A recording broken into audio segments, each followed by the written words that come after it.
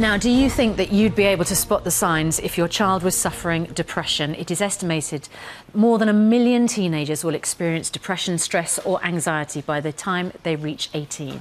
Ranveer Singh went to visit a radio station in London that encourages young people to talk about their problems. The topic is mental health, and we are raising awareness about it on Represent 107.3. These guys broadcast to around 120,000 young people, and this week they're going to be talking about mental health to each other. Depression is a negative word. The longer you have the problem, you know, the more it's going to get worse, and the more that you're probably going to feel alone, like you can't speak to anybody. Why do you think it's important, A, that you guys start talking to each other about mental health, and is it something that you kind of avoid usually? Well, yeah, personally, I think mental health I think it's a very sensitive issue. I think if you do have a mental illness, you're not going to be open to talk about it because not everyone's that much understanding. It's like walking around in the dark sometimes, but I think with careful planning and with the right people to undergird you and support you, everyone can find their way through it. Trying to pursue a career sort of long term and feeling like you're going somewhere, it can be really challenging and really stressful, and definitely it's a point of anxiety for me. Well, we're now joined by the actor and presenter Alexander Armstrong, who's a patron of the Charlie Waller Memorial Trust, and also Chloe O'Reilly, who has suffered from depression since she was 14. Good morning to both of you. Good morning. Thanks for coming in to talk about this. And Chloe, I know obviously you've had difficulties with depression. How has that affected you then during your life? Well, since suffering with it, it sort of made me like lose interest in everything. I just wanted to sleep all the time.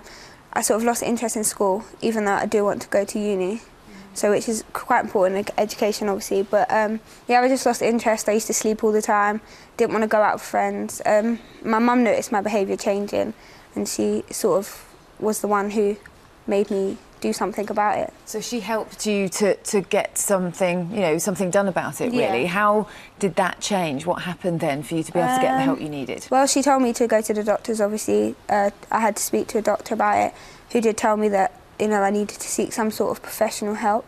I tried counselling and cognitive behavioural therapy, which wasn't really effective. And afterwards I sort of had to find my own outlet, which was through my best friend, who helped me a lot, and through my mentor at my college, Miss Braithwaite. She helped me a lot during school and through college to like help me keep up with work and, you know, keep control of my emotions and just have that sort of support for someone to turn to when I needed it. Well, Alexander, you have a kind of personal interest as well in this issue, don't you? Because of the trust that you represent. Yes, the trust was set up by the family and friends of Charlie Waller, who committed suicide in 1997. And we all decided that we would focus our affection for Charlie on finding out more about depression.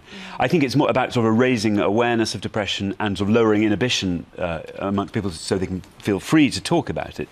I think the really worrying statistic is that I think it is still the biggest killer of young men. Strangely, it seems to affect more men than women. I mean, I don't know what accounts for that statistic, but more young men than women under 30 die of depression than anything else will die as a result of suicide. So it is a pressing problem.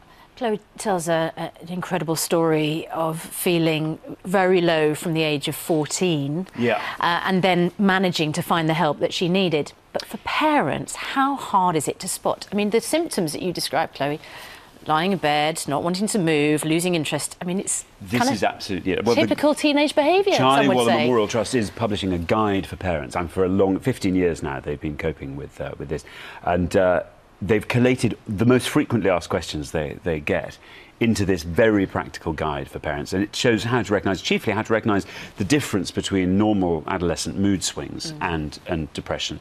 And actually what Chloe says, changes in irregular sleep patterns, appetite is a big part of it as well, weight loss or weight gain, general listlessness, as you say, a sort of fixation on sad events is another thing to look out for, lack of resilience, so people often feel that they're being picked on, or, you know, things are being consistently unfair to them.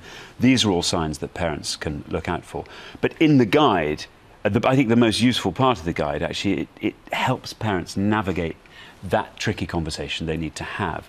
Because I think we all feel powerless, and we all feel that we don't really know what we're allowed to talk about. And I think, given that withdrawal is also one of the symptoms, I think it's very important to know how to engage in a way that doesn't send people running in the opposite direction, and then also how to find practical, professional therapy and help.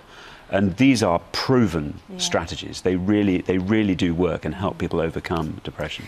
Well, Chloe, great that you could find support amongst your friends and also someone at college. And thanks so much for coming to talk to us about it. And good luck with everything, Alexander. Thanks. Lovely to see you as well. Great pleasure.